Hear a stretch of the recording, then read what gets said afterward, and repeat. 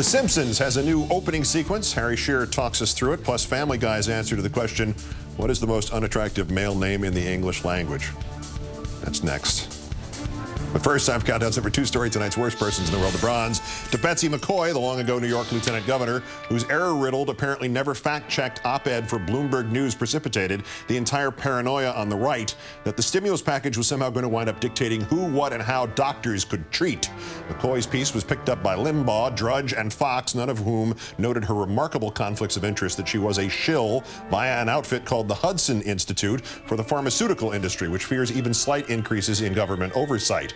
When we reported this last week, McCaughey used a pay-for-publicity press release service to issue a response in which she stated, quote, I am not paid by the pharmaceutical industry or by the Hudson Institute. Yet the consumer group Healthcare Renewal points out Ms. McCaughey currently sits on the board of directors of Cantel Medical, a medical device company, and used to sit on the board of Genta, a biotech company. And the Securities and Exchange Commission reports that just days before she summarized her scare tactics in that piece for Bloomberg, McCaughey received 750 shares of stock options from Cantel Medical worth about $11,000. And SEC records also show she received more than $55,000 from Cantel Medical in the fiscal year ending last July 31st. Ms. McCaughey challenged me personally. If Keith Olbermann has the courage, I invite him to debate me on his program. Ms. McCaughey is welcome on Countdown.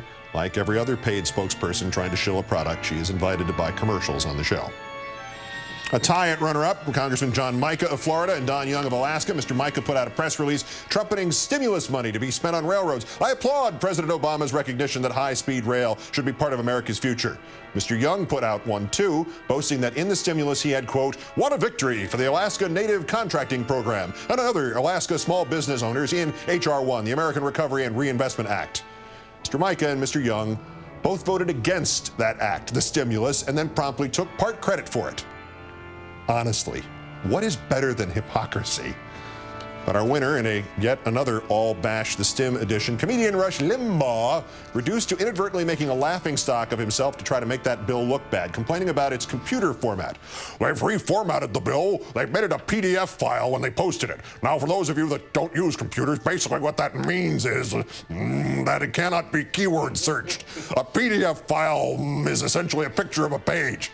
And so you can read every page, but you cannot keyword search it. They didn't want anybody knowing what's in this. They want it happening as fast as possible so nobody can know what's in it.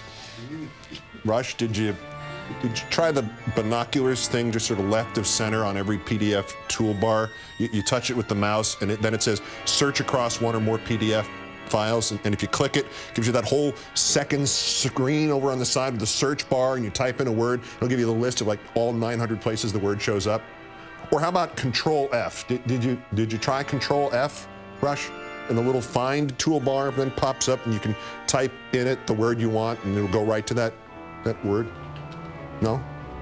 Well, could you try this? Before you go accusing the Democrats and the President of the United States of some sort of conspiracy, could you, ask an IT guy to give you a little help with your computer, or maybe some 6-year-old kid in your neighborhood? And failing all that, could you just jam the keyboard into your mouth as hard, as fast as possible and save you and us all this embarrassment? Comedian Rush, what does the on switch do, Limbaugh? Today's worst person in the world.